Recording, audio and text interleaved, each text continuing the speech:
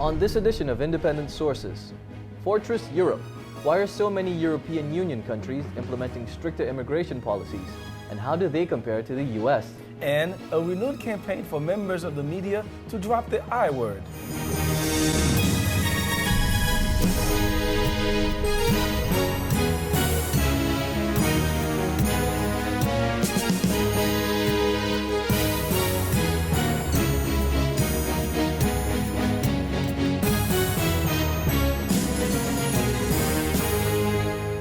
Welcome to Independent Sources. I'm Gary Pierre-Pierre. And I'm Zyphus Lebrun, standing in while Vianor is away.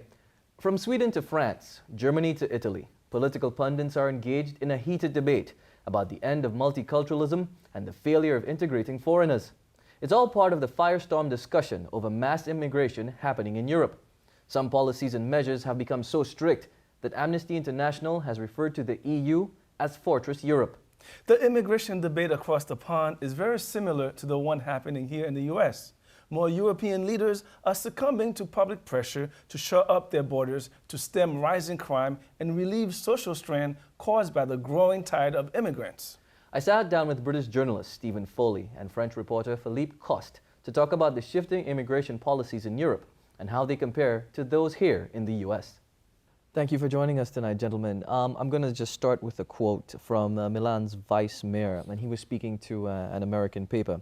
This was from Riccardo De Corrato, and he said, quote, "These are dark-skinned people, not Europeans like you and me." And he was referring to the expulsion of these Roma at the time. And, persons really talked about that kind of vitriolic xenophobia that represented. Well, let's start with you. Do you feel this is reflective of the kind of sentiment that is kind of spread across the EU right now? I'm not sure that's quite as that it's quite as virulent as that. I don't think that's a mayor that you would expect to carry on in office after he'd said something like that in the UK. There'd be public apologies, all sorts of things, which maybe isn't the case in every country in Europe. But there's definitely been a drift, right? I think it's still taboo to talk about the colour of people's skin, but there seems to have been a whole series of other codes and things that people are starting to use for what is basically the same sort of sentiment bubbling up underneath. And when I say codes, what I mean is things like integration is being talked about all the time. It's not like we're against immigrants or people of a certain type, but we need to talk about integration.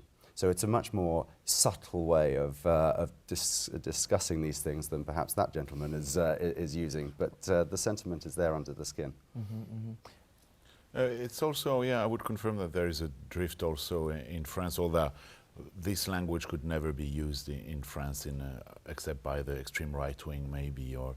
But in this case, in the case of the expulsions of Romas from France, for example, you have to understand this strange thing that happened for years. Very legally, the French government has expelled or sent back with some kind of an alimony, some money, something like 10,000 Romas a year, brought them back to Bucharest with the promise of 300 euros and so on. In normal conditions, without a lot of problems, really, but that's what done under the radar and in basically legal way. There was a special effort, surprisingly, since last summer to make it look hard, brutal, tough, as if those Romas were used to make a point of how Mr. Sarkozy and his government were not going to be bothered by foreigners and we would really implement a law and order agenda. So I think this is more the question of immigration in France is not really a question of numbers. The numbers have never been so low. Mm-hmm. And the question of 9,000 people doesn't really make a point. But it's a way to convey a message, and especially for the government Sarkozy to fish on to go on the territory of the extreme right wing 2 years before very, very important elections. Now this is the issue because there seems to be a leaning more towards the right for a lot of these, mm-hmm. for these countries. Mm-hmm. Is this sort of move over? What do you think is precipitating this? Has 9/11 or the economic crisis that's kind of devastated so many countries around the world, do either of these factors contribute to that? I would, if I had to choose out of either of those two, I would say the economic crisis is much more likely to be a cause. I mean, we do have higher unemployment in the UK and across Europe than we've had for many, many years. And people fearing for their jobs look across and see who are doing the jobs that perhaps they wish they were doing. And I think that's one of the reasons why this has become such a doorstep political issue. I mean, they use the Roma in France as for a reason, right? It's because it's growing up the political agenda and people are talking about it. It became a very, very big issue in our general election campaign back in April and May this year. I was sort of illustrative of the drift of this, the prime ministerial debates that they had. The very first question, the very first debate was, what are you gentlemen going to be doing about immigration? Which obviously reflects the volume of concern that there's been. And you've seen it in the political debate ever since the election as well. The Labour Party, which is now out of government in opposition, has been casting around for a language in which to talk about this issue. And they've taken very much the view that this is an economic problem, and the way to do it is to talk about the underlying economic issues, and hopefully immigration as a doorstep issue will go down the agenda. Now, in Sweden, Philippe, we saw how the very leaning right party was able to run on a very anti-immigrant on a very anti-immigrant platform, and they were able to succeed. Do you perhaps see this sort of trend happening in other countries more so? In France, for example, the extreme right-wing Le Pen's party, the Front National, has always been, I mean, we never know what they stand for as far as economics is concerned. All we know with the Front National that they are anti-immigrant, the anti-immigrant party. And they represent a fringe of the right wing that will expand in times of uncertainty or before elections, or when really the debate comes to the danger around the French society. So this time it looks like very efficiently, in my opinion, the Sarkozy government tried to preempt the debate on immigration, avoiding electorate to drift too much to the extreme right wing. It's all the more surprising because Sarkozy was genuinely the first French leader who ever talked about affirmative action when he was elected. He didn't need to. It was even represented even an electoral problem for him because it ruffled a lot of feathers in his own party and beyond. And even on the left wing, nobody had dared really to go that far. He sincerely thought that he could bring some more mobility and to the sons of immigrants in France. This drifted, this moldered away, and now we're back to a more politician. I'm not sure it's a very deep creed by Mr. Sarkozy and his government. I think it's temporary. It's an electoral tactic. Now, Stephen, England has grappled with these issues of immigration for a long time, and they seem to have dealt with it a little better. How is England in a way? Is it an example perhaps the rest of Europe can follow? Can the rest of Europe perhaps take a? Well, at its best, yes. At its best, we do take a great deal of pride in our multiculturalism, and I mean, I remember one of the most moving Queen's speeches at Christmas time was the year after the July 7th bombings in the UK, where the Queen talked about her journey on the tube, on the subway, through West London into central London. And you go through what is genuinely a melting pot of areas of London with all sorts of different people and cultures mingling perfectly successfully together. And you know, it has to be said that the terrorism that's being homegrown is a first and second generation type of terrorism. It's not immigrants who are brand new. So it's not the same as the sort of debate we're talking about, the economic debate. I wouldn't be so hard on the French system as opposed to the. It was a very different. The idea of the French system was integration first, and this was the idea, the denial of difference, the idea that everybody who came to France was the son or daughter of the Republic, and for this reason there would be no reason to treat them differently if they were all open to the most wonderful civilization in the world, and so on. And you imagine. The thing is that it all boiled down to some kind of denial of the everyday discrimination and racism these sons of immigrants or sons of immigrants were undergoing in their life. This created, at the same time, a drift towards ghettos and the creation of ghettos. All that was benign neglect, I think. It was denial. It was a little bit of hypocrisy in the sense of let's not move, let's not do anything about it because electorally it's not very good, and let's keep on with principles that could not really apply. They should have started much earlier with a program of affirmative action, taking into account the difficulties those sons of immigrants had in schools, which is the big integration factory in anywhere, even in the States, and they didn't. And now they are suffering, the whole society is destabilized by that. Just to pick up on your point about the States, we know that immigration policy here is also a big issue on Obama's plate, but he sort of kind of almost put it to the back a little bit, and he's come under some fire for that. In your minds, I mean, we'll just get a final couple of thoughts from you guys. Stephen, in your mind, I mean, how does what's playing out here kind of compare to what's happening in Europe right now? The differences, I think, are possibly more striking than the similarities. You have a sort of retrospective problem here in the sense that there are many millions of people here with very deep roots here who are here illegally undocumented, and I'm not sure there's an equivalent state of affairs in Europe. I mean, what you do have is a moderate lessening of the economic pressures, I think, over the last few years, at the same time as the economic crisis has made people more fearful for their jobs and more aware of who is doing this job that a Brit could be doing, or a Frenchman could be doing, or an American could be doing. Actually, what you've seen is a lot of people simply drifting off back home. So at the same time as you have this sort of perception problem, you actually have the numbers going down in reality. Mm-hmm. Philip? I totally agree, and I think for the first time we see some kind of anti-immigration movements in the States in different periods of the history, in the 20s, up to before the 60s, that moment of uncertainties.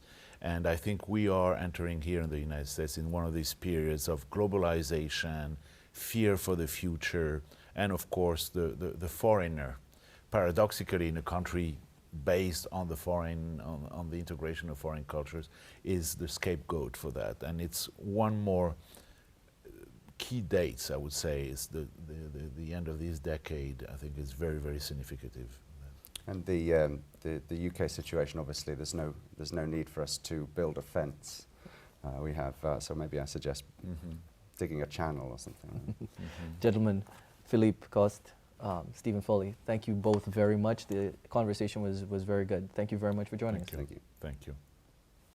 Still to come on Independent Sources, an appeal to drop the term illegal immigrant from all media. Before that, Abby Shola has some other news.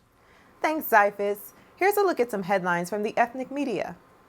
Brooklyn District Attorney Charles Hines is asking young Caribbean girls in Brooklyn to beware of sex traffickers.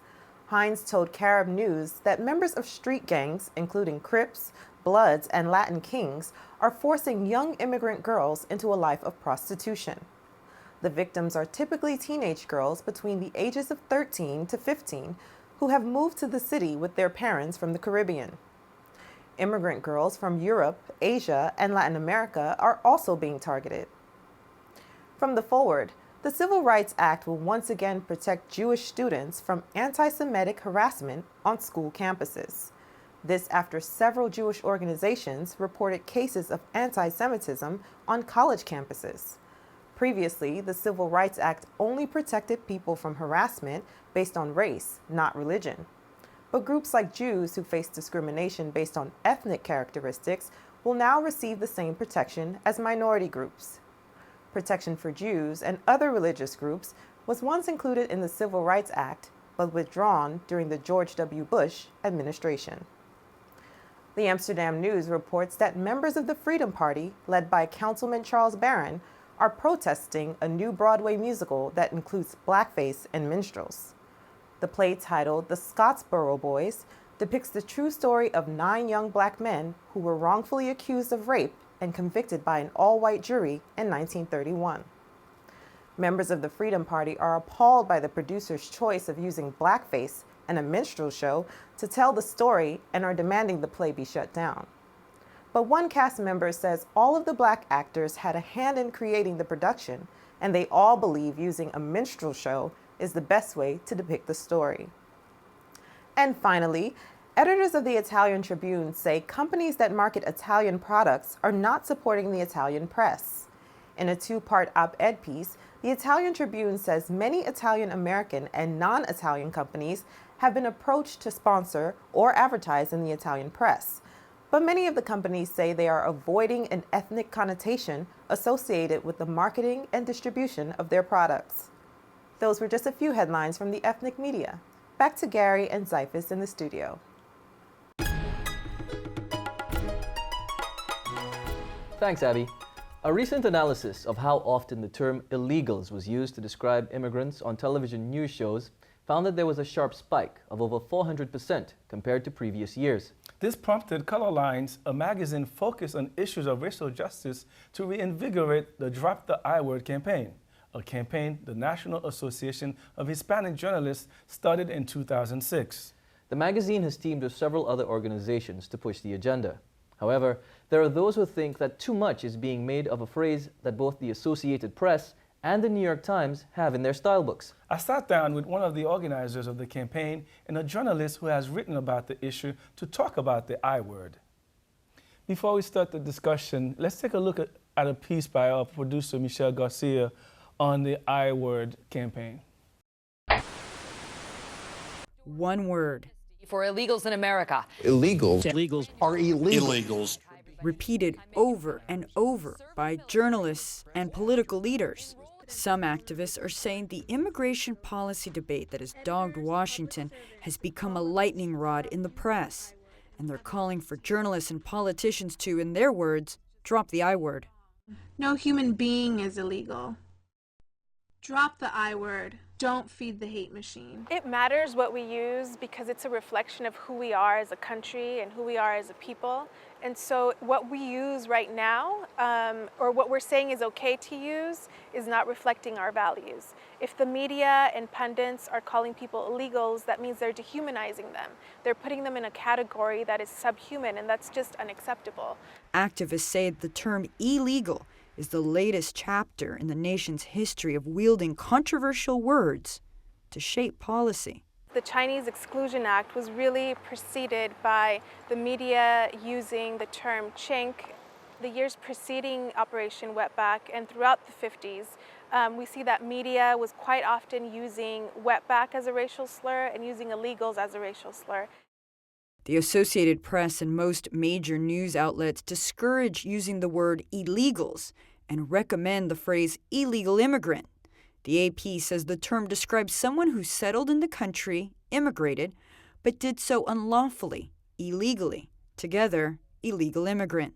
Meryl Perman wrote up the guidelines for the New York Times. She says illegal immigrant is descriptive without making a judgment. Illegal is a word that everybody understands. It's starting to tilt negative as opposed to purely descriptive as an adjective. But I don't think it's quite at the point where you want to abandon it until something better comes along that can get closer to the middle of neutrality. What's the first word that comes to mind when you hear illegal? Illegal? I guess it would be immigration, someone illegal status. That's what my first impression would be. Illegal? Well, somebody who doesn't have papers or who's doing illegal things. It's a good term for them because it's what they are. They are illegals. In the story of immigration, however, illegal immigrant has had a short life. There was no hard and fast line about illegal immigrants versus legal immigrants because basically anyone could come. The first law that was passed was the Chinese Exclusion Act, which was passed in 1882. The period that legal versus illegal really came into being was after immigration restriction laws of 1924. When seen within the landscape of the immigrant story, legal versus illegal is an extension of another volatile subject, race. I think it's always been about race. It's always been about race. After all, even in 1924, they said, no, this is not about race. They said it's about country of origin, but everybody knew that it was about race. Or I don't know if race is the right word, but ethnicity, because it was about Italians and Jews, excluding Italians and Jews. The term illegal immigrant was born years later in 1939. The first recorded reference related to, quote, alarming proportions of Jewish migration to Palestine. In this country, what we call immigrants has continued to evolve.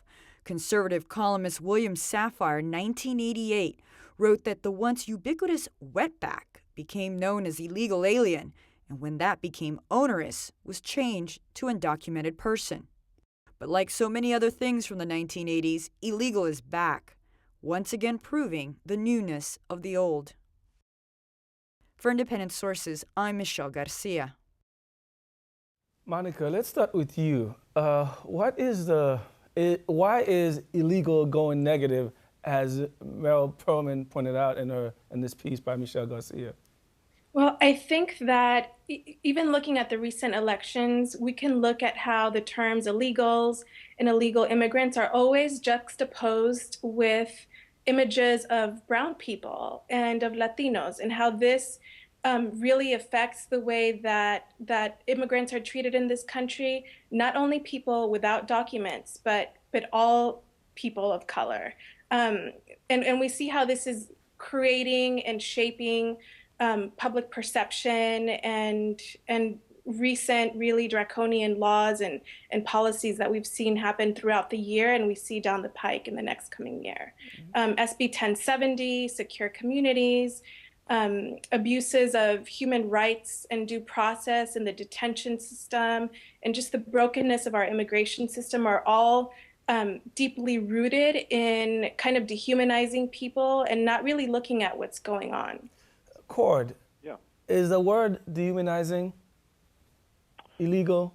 I'm in full agreement that illegals used as a noun is dehumanizing and should be sort of stricken from our lexicon. I disagree that the term illegal immigrant is in some way offensive. I think that illegal immigrant is accurate, and I think that calling somebody an illegal immigrant does not have the dehumanizing factor that a term like the term like illegals does. That's what I feel. How much of this is semantic, and how much of this is politics? I think that the right wing has sort of.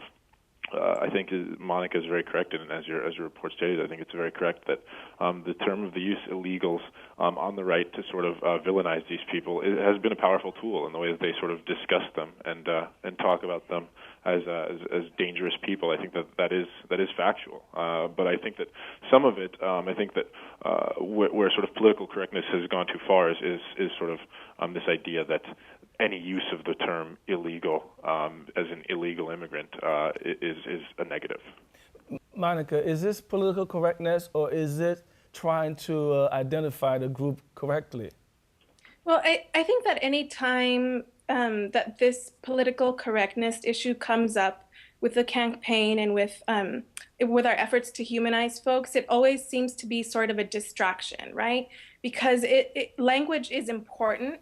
Language matters. And so any other terms like illegal immigrant, illegal alien, even terms like anchor baby, those are all rooted in calling people illegals and dehumanizing them in that really shorthand way.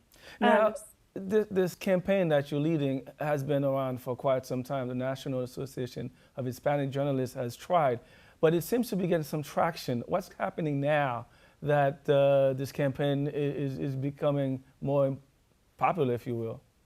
Well, one of the things that I think is really important to recognize is that immigrants themselves, with and without documents, and the people, their neighbors, communities, are really tired of the word and are really demanding that people's humanity be protected and recognized, and that media be held accountable for also helping to shape public perception in this way. So it's really important to note that immigrants don't want to be called illegals, illegal immigrants, anchor baby, or any form of this dehumanizing language. And it's important that we do this. And in the coming year, I think that people are probably going to see more and more of the whole, the way Sharon Engel had her commercials, and more people are going to feel comfortable painting that picture if we don't do something about it now. And it does affect politics. Speaking of politics, is this a tool to put some pressure on the Obama administration to move forward with immigration reform? Cord, what do you think? I personally don't think so. I mean, I think it's probably best to ask Monica what they would like the outcome of their campaign to be. I think that probably it is. I think that she is correct in stating that language is important, and how people use language help to shape the public's perception about certain issues. And I do think that the campaign, as I said, against illegals as a noun and illegal alien is a righteous campaign. I just disagree that illegal immigrant should be sort of considered as bad as illegals. So, Monica, I guess Cord wants you to answer this question, and I will pose it this way. Obviously, it's not just about the word. There's a larger purpose to this campaign, I would imagine, right? Right. So what we're really focused on right now is public education and in helping to elevate the voices of immigrants and what they have to say. I was just at a conference with one of our partners, the National Association of Latin American and Caribbean Communities. And I must say that they are very disappointed in how the Obama administration hasn't really given the importance to immigrant rights that's deserved.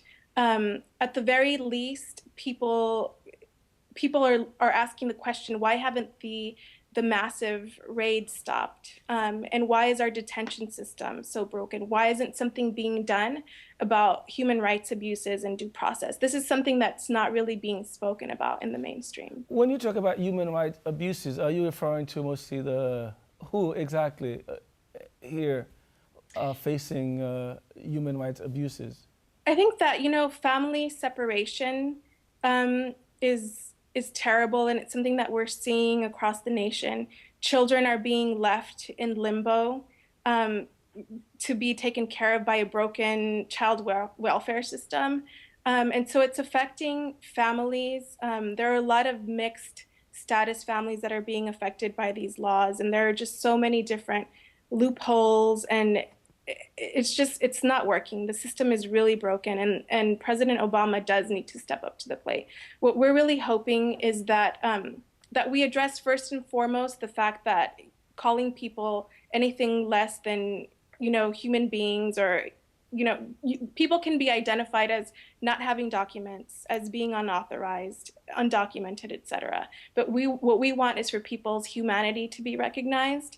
And our partners who are working on policy, I'm sure will be leveraging this campaign to shift the perception and to start having a real dialogue about immigrant rights and about the broken immigration system. We never hear people talk about NAFTA. We never hear people talk about the employer's role in all of this. Employers are never talked about as illegals, and employers never have to suffer the types of things that immigrants are suffering across the country. And we're not advocating for that, but we need to fix things at the root. Thank you very much, Monica. Unfortunately, we had to leave it at that. Cord, thank you for joining us. Thanks very much for having me. We'll be right back.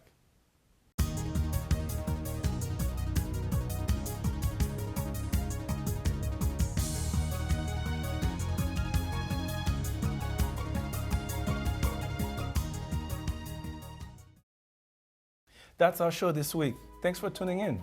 We hope to see you again next time. Till then, stay independent-minded.